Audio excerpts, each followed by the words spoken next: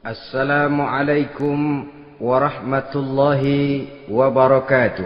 Waalaikumsalam warahmatullahi wabarakatuh.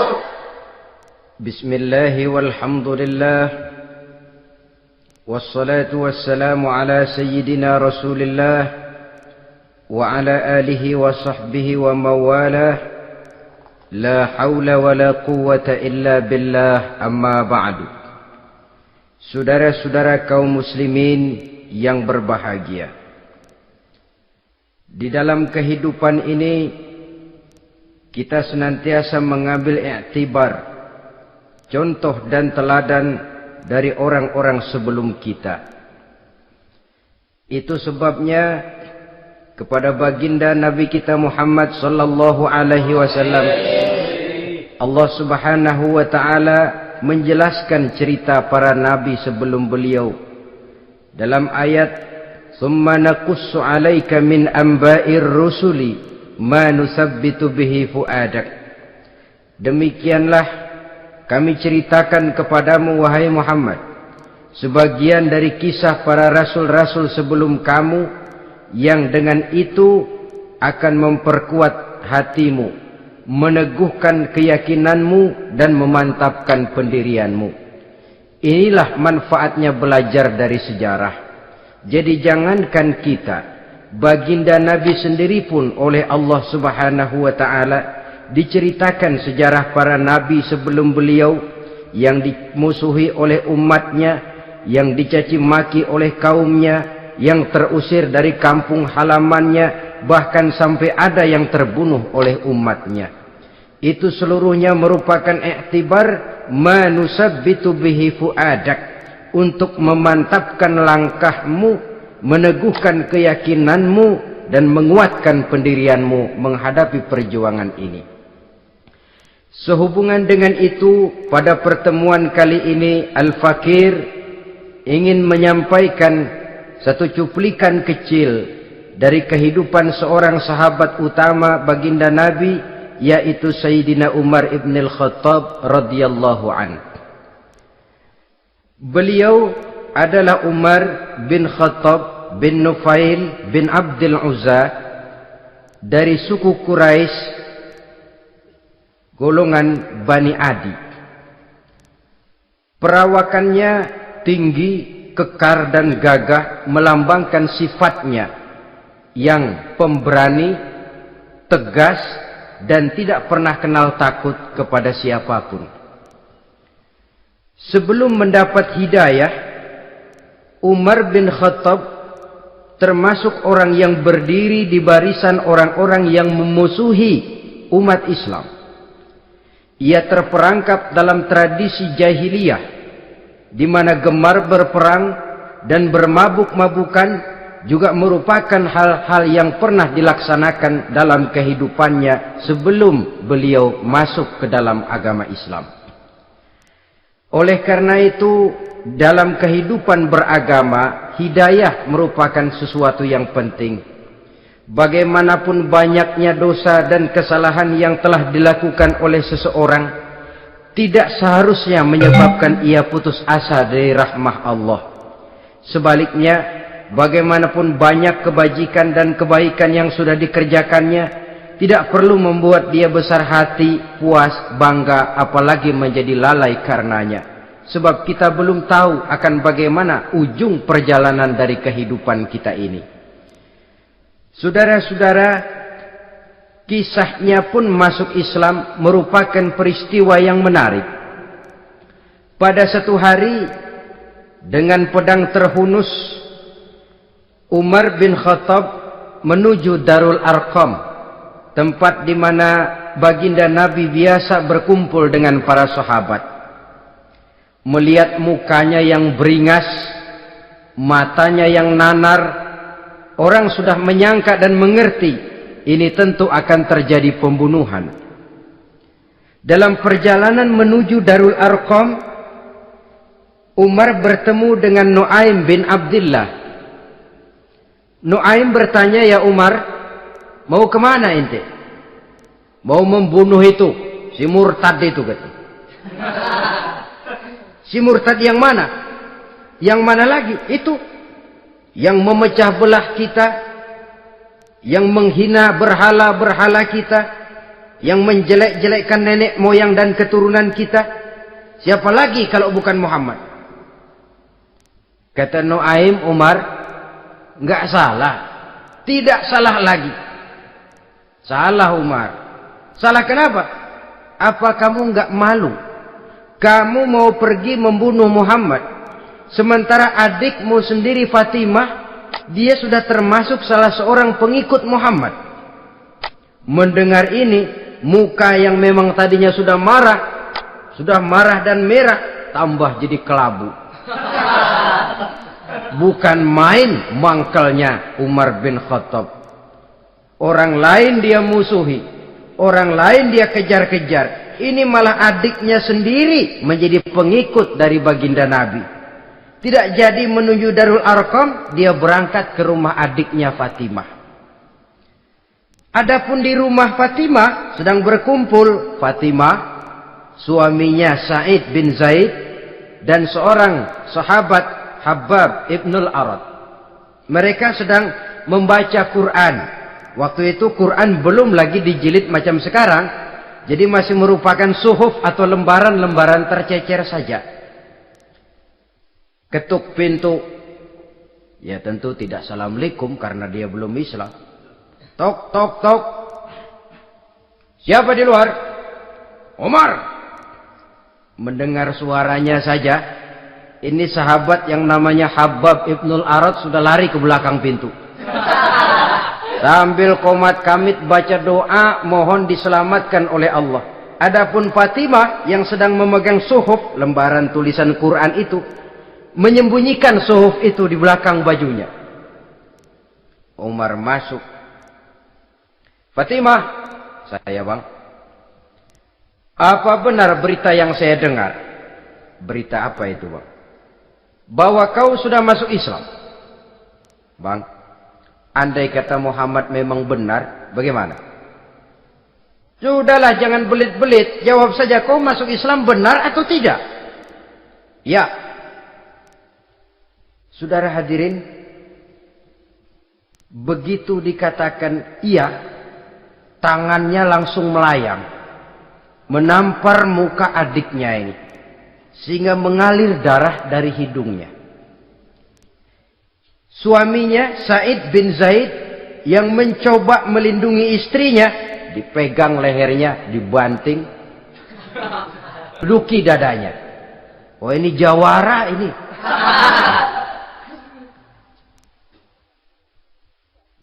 Namun pada saat sedemikian, suara kebenaran terpantul dari mulut Fatimah, adik dari Umar bin Khattab ini. Umar, apakah engkau memukul orang yang bersaksi bahwa tidak ada Tuhan melainkan Allah dan Muhammad Rasulullah? Apakah engkau menganiaya seseorang yang terpanggil untuk mengikuti kebenaran? Manusia macam apa engkau, Umar? Saudara, memang dia orang keras, tapi hatinya mudah menerima kebenaran. Sehingga mendengar kalimat adiknya ini tercenung dia sejenak, melongo, bengong kata anak sekarang. Ini kalau tidak karena keyakinan yang mantap, tidak mungkin orang ini, anak adik saya ini bicara macam begini. Umar, mengapa engkau memukul orang yang bersaksi bahwa tidak ada Tuhan melainkan Allah dan Muhammad Rasulullah? Mengapa engkau pukul orang yang mengikuti kebenaran, menerima hidayah dari Allah? Begitu yakin dan mantapnya, walaupun di tengah satu hal yang sangat menakutkan. Siapa yang tidak takut orang Quraisy berhadapan dengan Umar bin Khattab yang dikenal sebagai singa padang pasir pada waktu itu? Malahan dia termasuk salah seorang jagoan di tradisi masyarakat jahiliyah itu. Ada satu pasar yang namanya pasar Ukaz. Tiap tahun di pasar itu diadakan pesta. Pertama pertandingan syair. Jadi penyair waktu itu jadi kebanggaan. Syair-syair yang menang itu digantung di dinding Ka'bah. Jadi setiap suku akan bangga kalau mempunyai ahli syair yang hebat. Nah, lalu diadakan juga lah perlombaan balap kuda, memanah, termasuk gulat. Lah Umar ini tiap kali pertarungan mesti menang. Belum pernah ada yang berhasil mengalahkan dia. Jawara. Saudara-saudara, mendengar adiknya begitu mantap hatinya, apalagi ketika adiknya berkata begitu, suhuf, lembaran yang disembunyikan di belakang bajunya tersembul. Apa yang kau sembunyikan di balik bajumu itu? Suhuf. Apa suhuf itu? Lembaran Al-Quran. Coba saya lihat. Enggak boleh. Kenapa? Kamu kotor. Orang kotor tidak boleh megang Quran. Saya mau lihat. Enggak boleh. Kalau kamu mau lihat, mandi dulu. Diturutinya permintaan adiknya itu. Lalu diambilnya suhuf tadi. Dia baca. Kebetulan ayat yang dibacanya, ayat pertama dari surah Toha, yang berlanjut dengan ayat 14 pada surah yang sama. Dia baca, Bismillahirrahmanirrahim. Toha, ma anzalna ilaikal Qur'ana litashqa illa tazkiratan liman yakhsha. Toha, tidaklah aku turunkan Al-Quran ini untuk bikin sukar manusia, melainkan merupakan pengingat bagi orang-orang yang takut kepada Allah. Lalu pada ayat ke-14, Innani anallahu la ilaha illa ana fa'budni. Sesungguhnya akulah Allah, tidak ada Tuhan melainkan aku, maka hendaknya hanya kepadakulah kamu menyembah. Wa aqimis salata li dzikri, dirikanlah salat untuk mengingat aku. Inna sa'ata atiyatun akadu ukhfiha litujza kullu nafsin ma tas'a. Sesungguhnya kiamat itu pasti akan datang, yang sengaja waktunya kami tidak beritahukan kepada kamu semua, untuk kami balas segala setiap orang tentang apa saja yang telah mereka lakukan dalam kehidupan di dunia ini. Setelah membaca ayat ini, gemetar tangannya. Ah, ini sih nggak main-main ini. Ini belum pernah saya baca ajaran semacam ini. Tidak patut orang yang mempunyai kitab suci semacam ini dimusuhi. Ini sesuatu yang benar, tergetar jiwanya. Hei, Fatimah, Muhammad di mana Muhammad? Saya tidak akan memberitahu kepada kamu. Di mana? Saya tidak akan memberitahu. Lebih baik kau bunuh saya kalau memang maksudmu mau mencelakakan Muhammad. Sama sekali saya tidak akan mencelakakan dia, Fatimah. Kasih tahu saja, di mana dia? Darul Arqam. Bergegas dia menuju Darul Arqam. Di dalam Nabi memang sedang kumpul dengan para sahabat. Termasuk ada Sayyidina Hamzah yang juga terkenal jawara juga. Ketuk pintu. Ketuk pintu. Siapa di luar? Umar. Di dalam ini geger sebagian sahabat. Umar datang ini pasti bencana. Umar datang, wah, kalau istilah kampung, kerok dan urusan.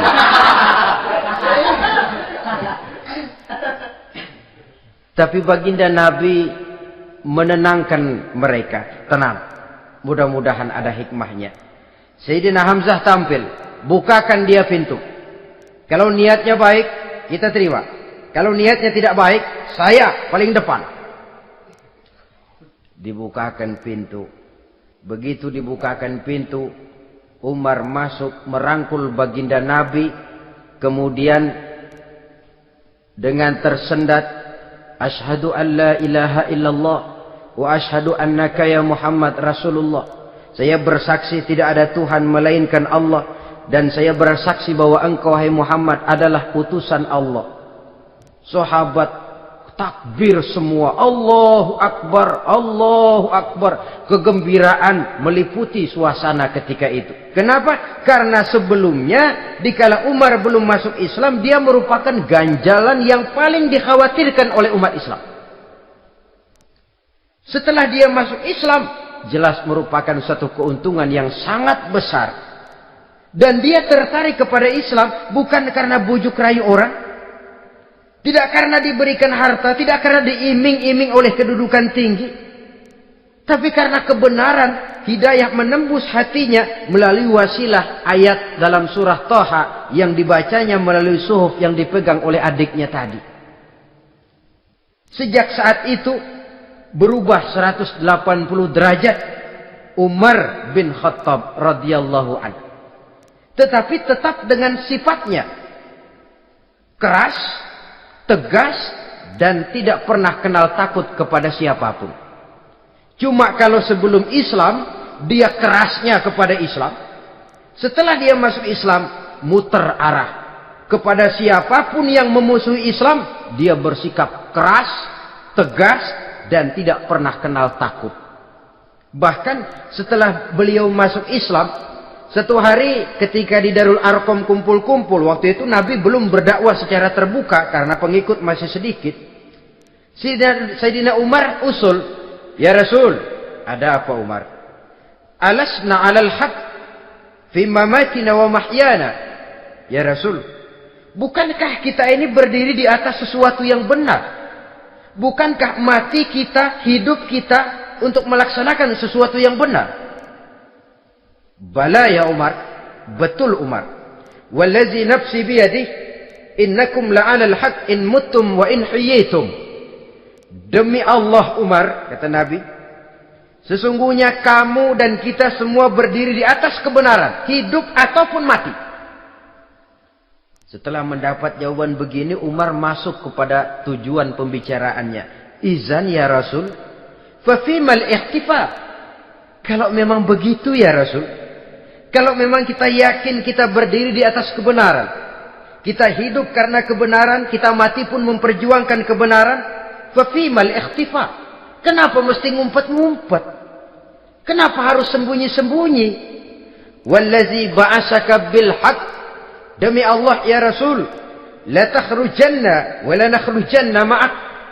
Tuhan harus keluar menyampaikan Islam ini secara terbuka, dan kami akan mendampingi Tuhan dengan segenap jiwa dan raga.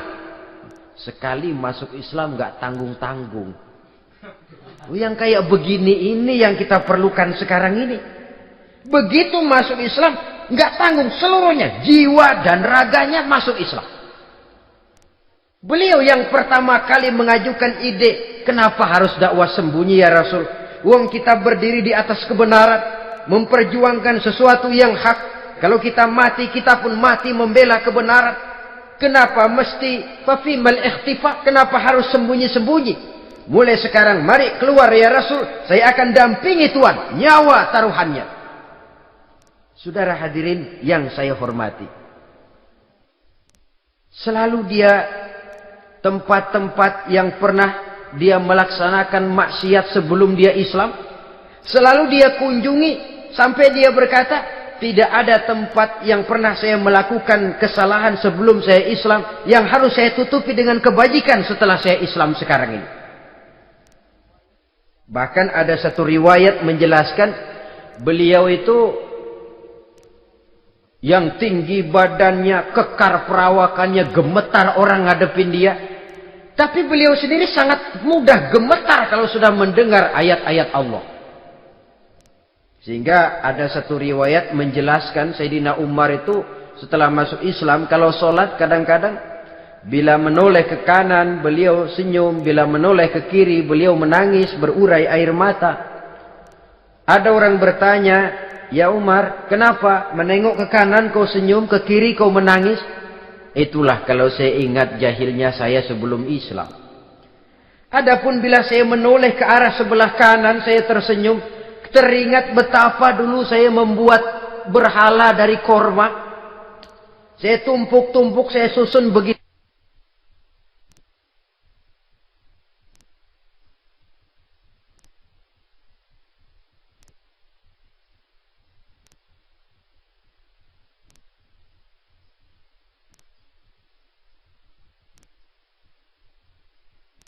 Itu rupa.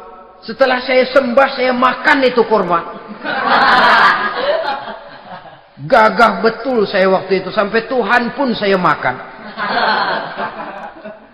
Adapun kalau saya menoleh ke kiri, teringat putri kesayangan saya yang terbawa oleh tradisi jahiliyah, takut menanggung aib, merasa malu mempunyai anak perempuan sampai dia terkubur hidup-hidup.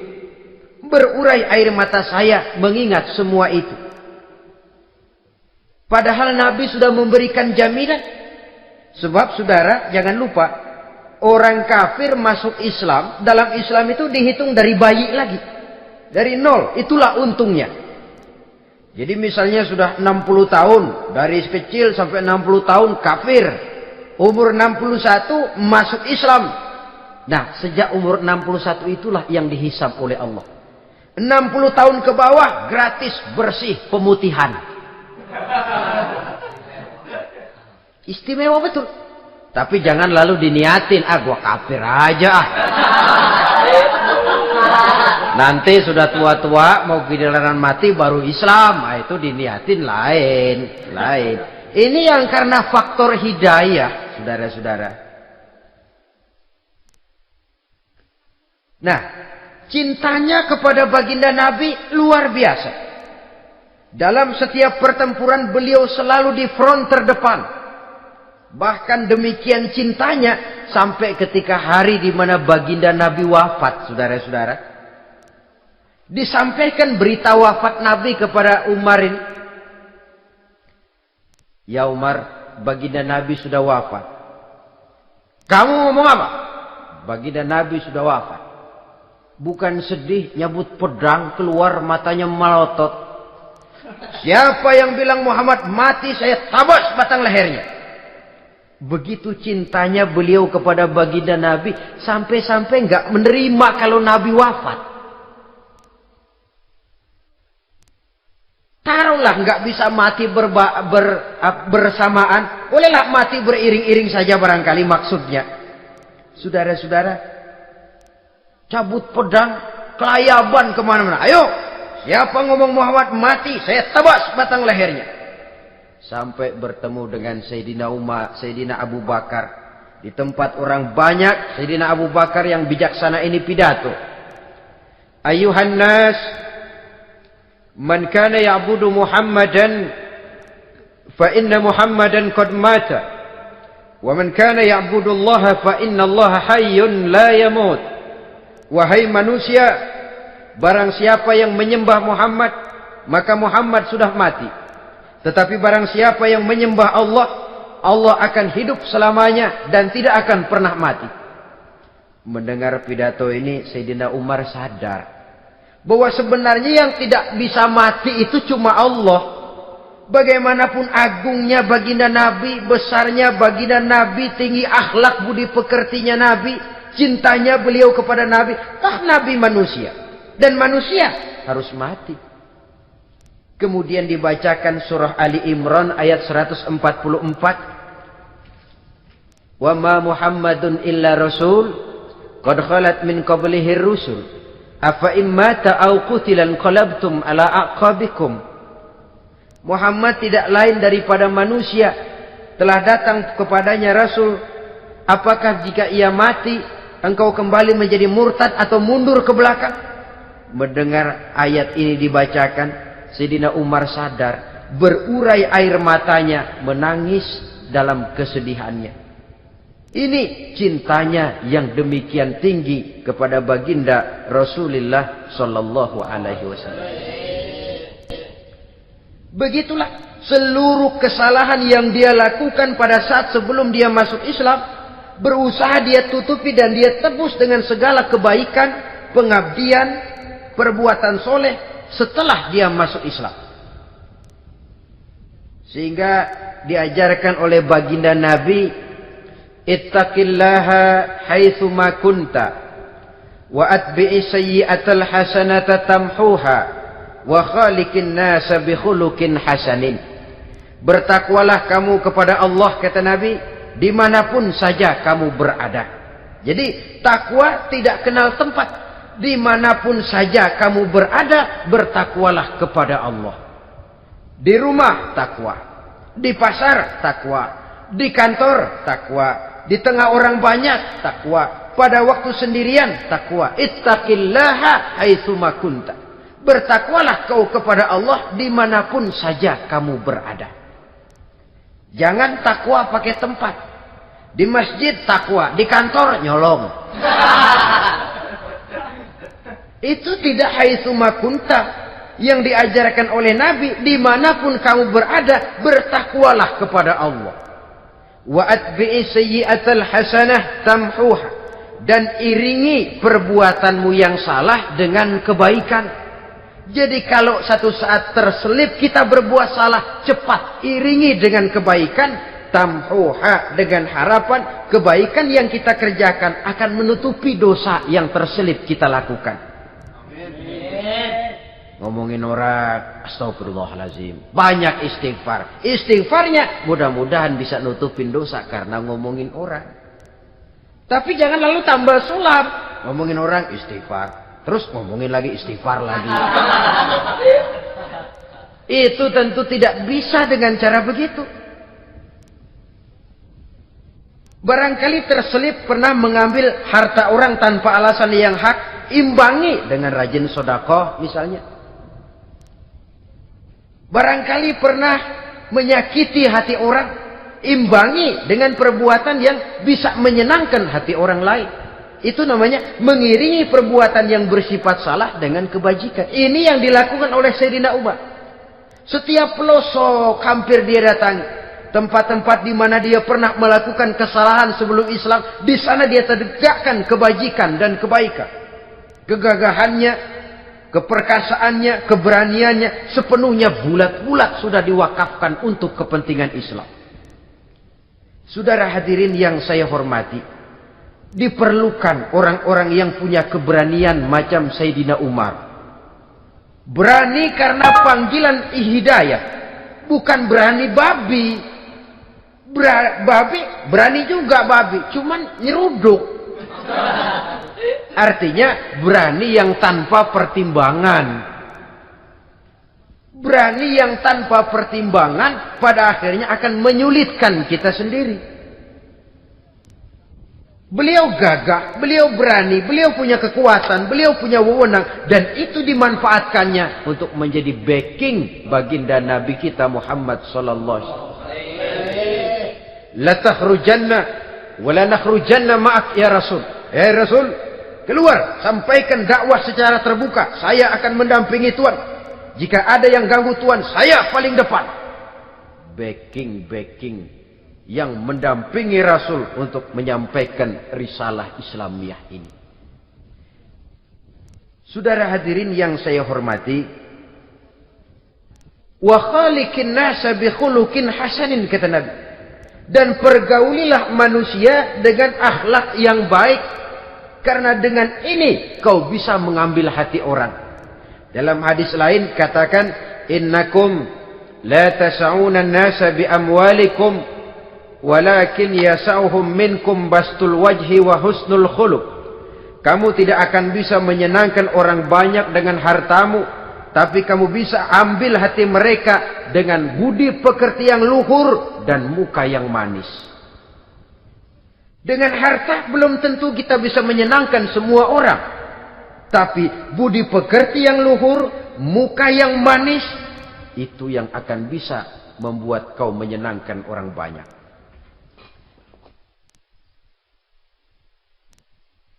Setelah baginda Rasul wafat, pernah ketika berkumpul, Sayyidina Abu Bakar berkata kepada Sayyidina Umar, "Ya Umar, saya baiat kamu untuk menjadi khalifah." Jawab beliau, "Sayalah yang akan membaiat Tuan. Tapi Anda lebih utama dari saya Umar. Keutamaan saya akan saya berikan kepada Tuan untuk mendukung kekhalifahan Tuan." Di sini kelihatan wataknya yang tidak ambisius. Gagah, berani, perkasa, tapi tahu diri. Enggak nyelonong. Tidak menggunakan kekuasaannya, kegagahannya untuk maksud yang sewenang-wenang. Oleh karena itu setelah Sayyidina Abu Bakar wafat, beliau dilantik menjadi khalifah, keluarlah pidatonya yang terkenal. Ayuhan nas, inni qad wullitu alaikum walastu bi khairikum. Hai manusia, aku telah dipilih menjadi pemimpin kamu. padahal aku bukanlah orang yang terbaik di antara kamu. Kalau tidaklah karena aku melihat keutamaan, keteguhan yang dapat melindungi kalian, berat rasanya aku memikul amanah ini. Sebab apa? Alangkah beratnya menunggu datangnya perhitungan di akhirat nanti terhadap Umar. Ini yang jadi motifnya memegang jabatan khalifah. Sungguh berat bagi Umar menunggu datangnya saat perhitungan.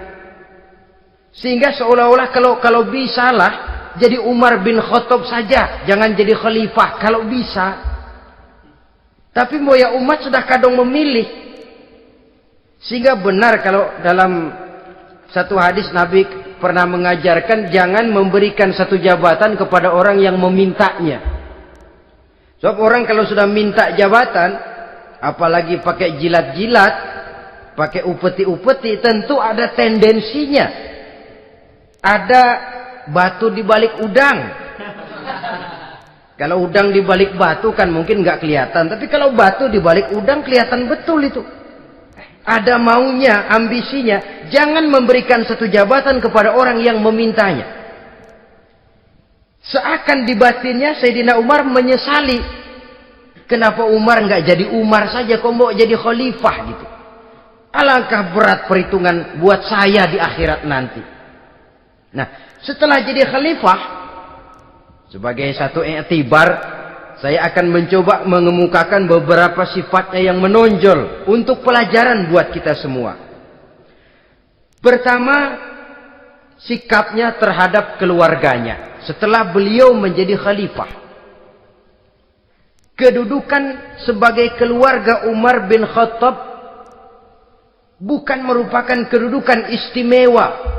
Itu ditanamkan betul kepada keluarganya. Jangan karena bapakmu khalifah, lalu mentang-mentang anak khalifah kau merasa dapat fasilitas, merasa bisa berbuat semau-maumu, kau harus punya tanggung jawab dan beban moral, memberikan contoh yang lebih baik kepada rakyat. Ini yang ditekankan kepada keluarganya. Kalau beliau mau mengeluarkan undang-undang, undang-undang itu lebih dahulu dibicarakan di tengah keluarganya, kumpul anak-anaknya. Ini akan ada undang-undang begini. Siapa di antara kalian mau mentaati, persilakan. Yang tidak pun persilakan. Tapi saya ingatkan, kalau ada dari keluarga Umar yang melanggar peraturan yang saya keluarkan ini, saya akan menghukumnya 2 kali lipat karena dia keluarga saya. Menghukumnya 2 kali lipat karena dia keluarga saya. Jadi bukan mentang-mentang anak babe lalu kebal hukum. Tidak. Siapa yang di antara kalian melanggar peraturan ini, akan aku kenakan hukuman 2 kali lipat karena dia keluargaku. Nah, saudara hadirin yang saya hormati, lalu berwibawa, dijaga betul keluarganya. Suatu hari beliau datang ke rumah putranya Abdullah bin Umar. Ketika masuk dilihatnya Abdullah bin Umar sedang makan daging. Makan daging. Merah muka Umar. Mentang-mentang anak khalifah ya. Mentang-mentang anak Amirul Mukminin ya, kamu makan daging. Lihat tuh rakyat kita masih banyak yang kelaparan, makan daging, makan roti keras. Padahal itu halal. Sesuatu yang diperoleh dengan usahanya sendiri. Tetapi begitu hati-hatinya Umar untuk menjaga pandangan orang. Keluarga khalifah merupakan beban moral sebab akan dijadikan contoh oleh rakyatnya. Mentang-mentang anak khalifah ya, makan daging. Lihat tuh rakyat, roti keras digarotin. Lain saat beliau pergi ke satu pasar. Di situ dilihat ada sapi gemuk-gemuk. Tempat lain sapinya kurus-kurus. Tanya, ini yang gemuk-gemuk sapi siapa? Sapi Abdullah bin Umar. Sapi anaknya. Panggil Abdullah bin Umar, suruh sini. Datang anaknya. Abdullah bin Umar, bagaimana ceritanya sampai ini? Begini, Bapak.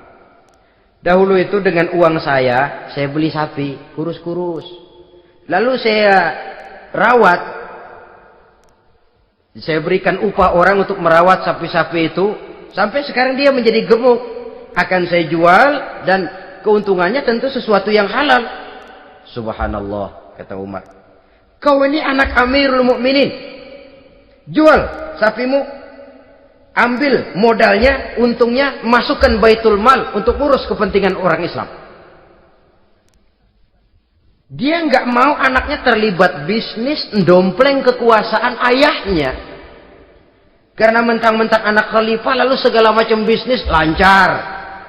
Orang takut karena apa? Anak babe. Ada lagi. Pada waktu pembagian harta ghanimah, putri beliau yang namanya Hafsah, ini adalah istri baginda Nabi, meminta bagian. Kaum kerabat ayah, ini kerabat khalifah, kitalah dulu kerabat. Kalau kau kerabatku, maka jatahmu nanti dari ayahmu. Harta ini masih lebih banyak dibutuhkan oleh orang-orang Islam. Nanti belakangan, kalau ada sisanya. Belakangan kalau ada sisanya. La haula wala quwata illa billah.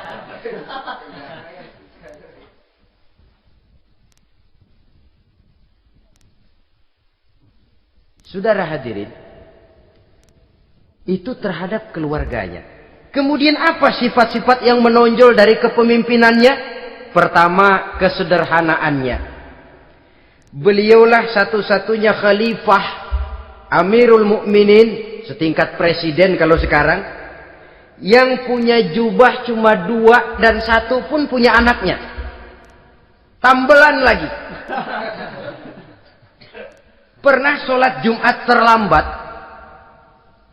Beliau naik mimbar untuk khutbah, sebelumnya minta maaf dulu. Saudara-saudara, maaf saya terlambat nungguin baju kering. Seorang khalifah nungguin baju kering. Sederhana dalam kehidupannya.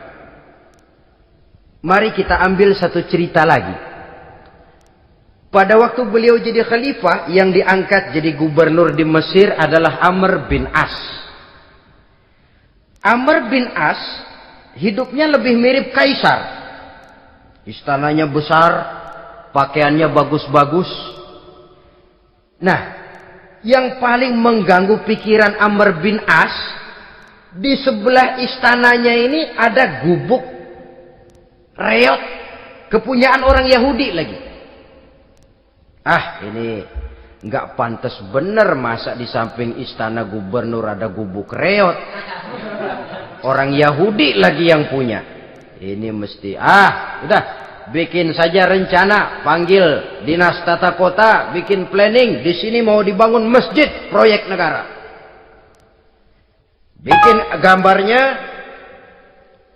susun anggarannya, tender.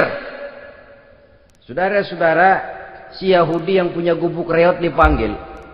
Yahudi, ada apa, Pak? Kamu tahu nggak? Enggak. Iya, memang belum saya kasih tahu.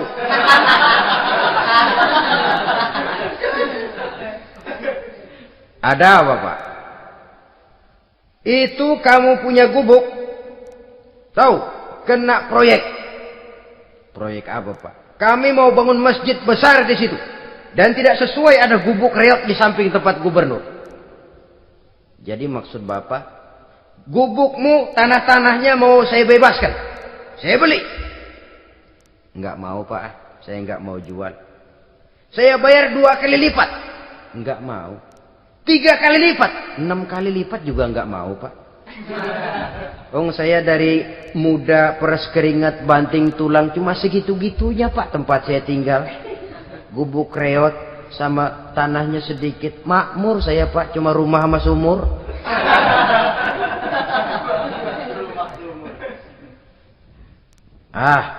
Ini Yahudi kelewatan juga. Akhirnya turun perintah, sudah, kalau dia nggak mau dibebaskan, gusur saja, tarik, ambil bulldozer. Digusur. Yahudi ini berurai air matanya. Aduh, begini jadi rakyat kecil, udah jatuh ketiban ember lagi. Tapi pikir-pikir Amr bin As kan bukan yang paling atas. Dia kan cuma pejabat, masih ada atasannya lagi. Lapor lapor. Yahudi ini berangkat ke Madinah. Bayangkan dari Mesir ke Madinah. Jalan.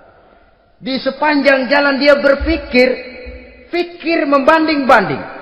Kalau gubernurnya saja istananya begitu mewah, apalagi khalifahnya. Kalau gubernurnya galak main gusur, apalagi khalifahnya. Dan saya bukan orang Islam, apa dia lemin ngadu? Apa dapat tanggapan? Berangkat dia sambil harap-harap cemas. Sampai di pintu kota Madinah, dia temui orang lagi tidur di bawah pohon korma. Selamat siang, Pak. Ada apa? Pak. Apa? Mau lapor. Lapor apa? Bapak tahu Khalifah Umar bin Khattab? Tahu? Istananya di mana, Pak? Istananya di atas lumpur. Di atas lumpur. Di atas lumpur. Pengawalnya banyak, Pak. Banyak. Siapa, Pak? Yatim piatu, janda-janda tua, orang-orang miskin, orang-orang lemah, itu pengawalnya. Pakaian kebesarannya apa sutra apa, Pak? Pakaian kebesarannya malu dan takwa. Saya nggak ngerti, Pak. Itulah Umar bin Khattab. Lalu orangnya sekarang di mana, Pak? Di depan ente. Rupanya yang dia tanya itulah orangnya. Gemeter Yahudi ini, keringat bercucuran. Coba, istananya di atas lumpur. Sebab beliau berprinsip, bagaimana saya bisa menghayati nasib rakyat kalau saya tidak merasakan apa yang mereka rasakan? Bagaimana saya nggak bisa tahu sakitnya lapar kalau saya belum pernah kelaparan? Itu prinsipnya. Istananya di atas lumpur. Para pengawalnya yatim piatu, janda-janda tua, orang-orang miskin, orang-orang lemah dan tidak mampu. Dan pakaian kebesarannya malu dan takwa. Kamu dari mana? Dari Mesir, Pak. Ada apa? Mau laporan gubernur Bapak di Mesir yang namanya Amr bin As. Kenapa? Main gusur aja, Pak. Ceritanya? Iya, dia mau bangun masjid. Kebetulan di areal itu saya punya tanah sama gubuk segitu-gitunya. Saya nggak mau dibeli, digusur, Pak. Saya mau mencari keadilan. Begini. Kamu lihat tempat sampah itu? Lihat. Di situ banyak tulang. Coba kamu ambil kemari satu. Tulang unta, bawa sini. Bingung Yahudi. Pak, saya kemari mau cari keadilan. Kalau tulang mah di Mesir juga banyak, Pak. Sudahlah, pokoknya kau ambil saja tulang itu. Dicoker-coker, dapat, dikasih. Tulang itu digaris lurus oleh Sidina Umar dengan ujung pedang. Red. Nah, nih, kau bawa kepada Amr bin As. Makin bingung itu Yahudi. Suruh bawa tulang cuman digaris. Nanti saya ngomong apa, Pak? Sudahlah, kasih saja. Pulang dia. Sampai di Mesir. Tuan Gubernur, ada apa? Saya baru menghadap khalifah. Kemudian beliau sampaikan ini, dikasih tulang. Amr bin As ngelihat tulang ada goresan lurus dengan ujung pedang, gemetar. Badannya keluar keringat dingin. Panggil kepala proyek. Proyek batal. Masjid nggak jadi didiriin. Itu gubuk Yahudi diriin lagi. Ini Yahudi makin bengong. Ini gubernur dapat tulang doang segitu takutnya.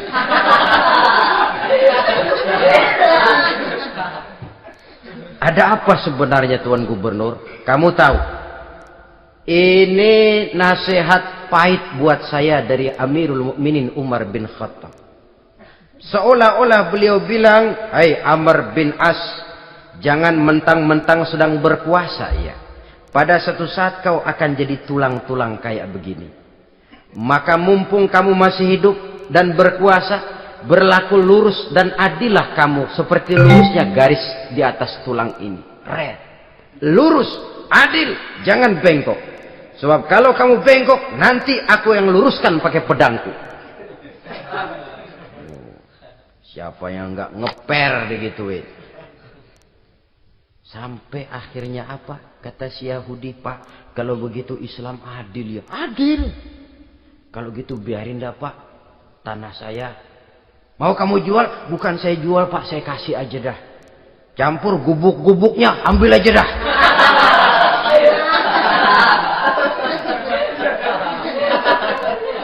Masuk Islam si Yahudi ini oleh karena keadilan dari Umar bin Khattab.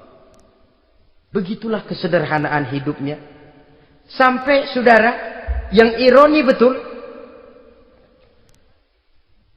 pernah Utsman bin Affan, Ali bin Abi Thalib, Thalhah dan Zubair kumpul mendengar berita bahwa Sayyidina Umar ini punya hutang. Bayangkan, seorang khalifah untuk melangsungkan hidupnya sampai punya hutang. Padahal Baitul Mal di bawah kekuasaannya. Berunding Utsman, Ali, Thalhah, Zubair. Kalau kita langsung ngomong sama Umar nggak enak dong, dia nggak bakalan terima. Lewat putrinya aja, Hafsah deh. Baik. Hafsah ngomong sama Umar, Abah, kenapa? Bagaimana kalau honor Abah ditambah, ditingkatkan supaya hutang bisa ketutup? Hafsah, saya Abah. Siapa yang nyuruh kamu ngomong begitu? Enggak ada. Ada. Saya tahu ada ini. Kalau enggak ada, kamu enggak mungkin ngomong begitu. Tapi orangnya kalau saya tuntut, mereka mungkin enggak mau. Sekarang saya mau tanya Hafsah, kau kan istri Rasul, betul? Nah, saya mau tanya, suamimu makanannya apa? Daging? Bukan. Roti. Tempat tidurnya kasur empuk? Bukan. Kain kasar yang kalau musim panas kami bentangkan, kalau musim dingin separuh buat tidur, separuh buat selimut. Pakaian yang dibelikan untukmu berapa banyaknya? Cuma 2. Nah, itu guru saya. Orang yang paling saya cintai, dan itu yang saya ikuti. Bahkan setelah beliau wafat, Sayyidina Umar ini, hutangnya ditanggungkan kepada anaknya Abdullah bin Umar, dan itu pun dilunasi dengan menjual rumahnya. Sehingga rumahnya itu disebut Darul Qadha, rumah bayar hutang. Begitu kesederhanaannya. Jadi nggak pakai aji mumpung jadi khalifah, lalu kayak ikan gurita, tangan yang mana aja megang. Itu kan mental monyet. Monyet itu kan begitu. Tangan megang kiri kanan, mulut ngawal, kaki megang, temennya dikasih masih ngerampas juga. Monyet rakus betul itu. Itu kesederhanaannya. Kenapa kesederhanaan ini timbul? Karena sikap zuhudnya. Zuhud itu tarkud dunia li ajlil akhirah. Orang yang mengambil dunia hanya yang diperlukan dengan lebih mengutamakan kehidupan akhirat. Watak zuhudnya yang sangat menonjol. Dialah pahlawan yang paling berani di medan perang. Dialah imam yang paling khusyuk di masjid. Dan tidak jarang kalau sholat sendiri, begitu membaca ayat yang menceritakan neraka, nangis berurai air matanya. Saudara hadirin ma'asyiral muslimin rahimakumullah. Jadi kesederhanaan dan kezuhudan ini bukan lewat teori disampaikan oleh Umar, bukan lewat penataran seluruh aparat, tidak, lewat contoh konkret. Inilah saya, contoh sederhana dan zuhud. Bagaimana saya akan bisa merasakan penderitaan kalau saya sendiri tidak pernah menderita? Bagaimana saya akan tahu sakitnya lapar kalau saya belum pernah kelaparan? Maka tanpa penataran, tanpa upgrading segala macam, berhasil karena prinsip keteladanan. Beliau jadi contoh utama. Dan sumber utamanya tentu tidak lain karena contoh dari baginda Nabi besar Muhammad sallallahu alaihi wasallam. 2, sederhana. Yang kedua, zuhud. Yang ketiga, sifat yang menonjol dari kekhalifahannya adalah adil. Kalau sudah bicara soal hukum, dia tidak pernah kenal kompromi. Adalah seorang pemuka Nasrani masuk Islam. Namanya Jabalah bin Aiham. Ketika dia bikin haji, kain ihramnya keinjak orang Arab yang hitam. Badui. Jengkel. Dia merasa bekas tokoh. Enak aja nih orang udah jelek nginjak lagi. Ditempeleng orang tadi. Orang ini lapor kepada Umar. Panggil Jabalah bin Aiham. Panggil. Kau ditampar? Betul Khalifah. Tampar dia. Tampar lagi. Dipukul orang itu. Di depan Sayyidina Umar. Jadi tidak karena kau ini bekas kepala suku, kau ini bekas orang terhormat, lalu ada kebijaksanaan yang tidak bijaksana. Kebijaksanaan yang akhirnya jadi tidak bijaksana. Dan itu memang sudah dimulai dengan memblokir keluarganya. Tidak satu keluarganya pun yang boleh mempunyai perasaan bahwa menjadi keluarga khalifah merupakan fasilitas dan keuntungan. Kau jangan makan di atas punggungku. Kau jangan menikmati fasilitas di atas keringatku. Dan tidak ada keinginan mewariskan jabatan khalifah kepada anak-anaknya. Pernah beliau musyawarah. Saya bingung. Kenapa khalifah?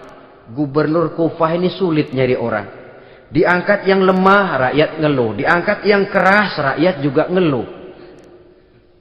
Ada calon khalifah. Kalau ini mah nggak salah lagi nih buat gubernur Kufah. Siapa? Abdullah bin Umar. Anak beliau sendiri. Melotot matanya. Jangan macam-macam kau. Cukup satu orang Umar memegang jabatan ini. Kalau berhasil, kami keluarga Umar sudah merasakannya. Kalau gagal, cukup kegagalan seorang Umar. Tidak berusaha mengorbitkan anaknya. Wah, anak babeh diangkat jadi tidak, malah diblokir, cari yang lain. Tapi Abdullah bin Umar cukup syarat ya khalifah, dia orang bertakwa dan soleh. Yang takwa dan soleh bukan cuma anak Umar, anak orang lain juga banyak yang takwa dan soleh. Itu prinsipnya. Sehingga ketegasannya ini membuat orang jadi sungkan. Dan tidak seorang pun berani kirim-kirim upeti hadiah. Pernah itu ada pejabat dari Azerbaijan kirim makanan, kue, mending apa? Kue. Gitu dicicipi enak. Enak juga ya kue ini. Enak khalifah. Ini di sana apa makan rakyat biasa? Bukan, ini makanan orang-orang VIP. Nah, dibungkus lagi itu kue. Dibungkus. Ontamu mana? Di luar. Ambil, bawa pulang, serahkan lagi kepada gubernur di sana. Kasih tahu salam dari Umar bin Khattab. Kenyangkan dulu rakyat dengan makanan seperti ini. Kita belakangan. Jadi kalau rakyat lapar, saya orang pertama yang akan merasakan kelaparan. Tapi kalau rakyat makmur, biarlah saya menjadi orang terakhir yang kenyang. Kan bagus prinsip itu. Jikalau rakyat kelaparan, saya akan jadi orang pertama yang merasakan lapar. Tapi kalau rakyat makmur, biar saya jadi orang terakhir yang kenyang. Jangan dibalik. Pada saat rakyat kelaparan, dia kekenyangan. Dan selanjutnya, sikap keadilannya ini, saudara-saudara, menyebabkan hukum lalu jadi berwibawa. Pernah, beliau jalan-jalan di lorong kota Madinah. Di tempat yang namanya Harah bersama Aslam. Ada ibu-ibu, anaknya nangis. Lapar ma. Sabar, dikit lagi matang katanya. Emang tuh ibu lagi ngerebus. Bunyi, air ngegulak. Luguk. Umar lihati dari jauh. Belum juga matang. Nih anak dari nangis, lapar, sampai capek nangis, sampai tidur. Anak tidur, Umar samperin. Bu, yang masak apa sih kok nggak bisa matang? Saya nggak masak apa-apa tuan. Itu pating kerubuk apa? Ketika dibuka ya cuma air saja. Subhanallah, ibu sudah ngebohongi anak ibu sendiri. Habis harus bagaimana tuan? Saya sudah nggak punya makanan untuk dimasak. Sementara perut nggak kenal kompromi. Jalan satu-satunya, ya terpaksa anak saya bohongi. Saya bilang sebentar lagi matang sampai dia tidur sekarang ini. Memangnya Khalifah Umar gimana sih ngurusi rakyat? Subhanallah, dia orang zalim. Dia yang memegang urusan kami, tapi dia nggak tahu nasib saya. Anak kelaparan, keluarga terlantar. Oh begitu. Iya. Zalim betul Umar bin Khattab itu. Kalau begitu ibu tunggu sebentar. Dia pulang bersama Aslam menuju Baitul Mal. Dia ambil tepung 1 karung, dipikul sendiri. Dipikul sendiri, kata Aslam, ya Khalifah biar saya yang bawa. Jangan. Kenapa Khalifah? Apa kau kira kau sanggup mikul dosa saya di akhirat nanti? Biar saya yang mikul sendiri. Dia bawa ke tempat tuh ibu-ibu. Dia masakin sendiri. Nah bu, sudah matang, persilahkan masak. Makan. Alhamdulillah Tuhan. Tuhan Allah memberkahi Tuhan. Tuhan lebih baik dari Umar bin Khattab yang zalim itu. Memang sebenarnya Tuhan siapa, kata tuh ibu? Saya. Iya. Saya ya Umar bin Khattab yang ibu bilang zalim itu. Gemetar si ibu. Gemetar si ibu.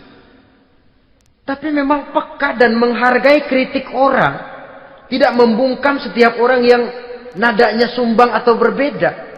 Kadang beliau berkata, saya khawatir karena orang terlalu segan dengan saya lalu nggak ada yang berani negur kalau saya salah.